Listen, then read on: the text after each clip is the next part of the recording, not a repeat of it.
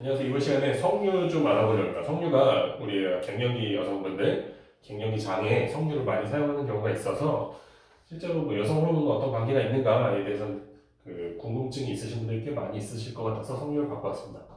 석류 같은 경우에 실제로 뭐저 페르시아 쪽에서 생산되는 걸로 알려져 있고 갱년기 여성들한테 줬을 때 한 4명 중에 3명 정도는 갱년기 장에 도움이 된다고 실제로 많이 연구가 되어 있습니다. 실제로 보면 우리가 앞서 콩 같은 거 했을 때 피토 에스트로겐이나 이런 걸 많이 했는데 석류는 그거보다는 실은 폴리페놀 쪽으로 해서 우리가 저기 녹차에서 이는 항산화 효과 이렇게 보시면 좀 쉽습니다. 항산화 쪽으로 해서 더 많이 포커스가 되어 있는 게 사실입니다. 그래서 그 연구를 했을 때 피토 에스트로겐 기준으로 봤을 때는 유방암에는 어느 정도 효과를 보이지만 자궁에는 아무 효과가 없었다고 되어 있었고 실제로는 유방 조직을 어느 정도 항종양 효과도 어느 정도 가지고 있었고 대신에 내막증 아니면은 자궁암 또는 유방암, 전립선암을 악화시키는 것은 없었다라고 결론이 나와 있었습니다. 이 석류 같은 경우에.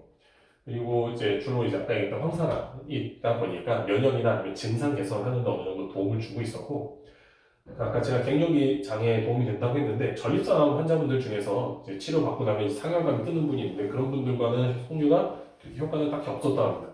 전립선암 같은 경우에는 콩도 그런 연구가 좀 있었는데 초창기에는 뭐 상열감에 도움이 된다고 했다가 방사선 치료 끝나고 나면 다시 상열감 뜨는 거에 콩이 별 효과가 없다는 논문, 상충된 논문들이 좀 있었는데 석류도 아마 비슷한 계열인 것 같습니다. 남성 쪽은 아마 좀 다른 연구가 다른 기전이 작용하는 것 같은데 그건 나중에 좀 더 알아보고 한번 알려드리겠습니다.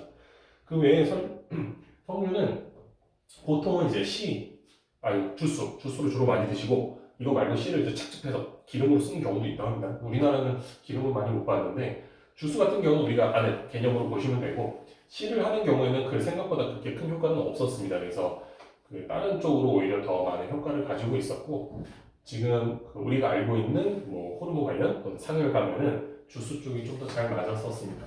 석류를 먹는다고 해서 문제가 되지는 않습니다. 뭐 거기에 호르몬 자체에 문제가 되지는 않지만 어느 정도 영향은 있는 것 같아서 좀 조심하시면 좋을 것 같고 어차피 하루에 석류 주스만 가지고 종일 드시는 분은 없을 거기 때문에 간단한 기호식품을 한두 잔 드시는 건 문제 없겠지만 많이 드실 때는 한 번 더 주의해 보시면 좋을 것 같습니다.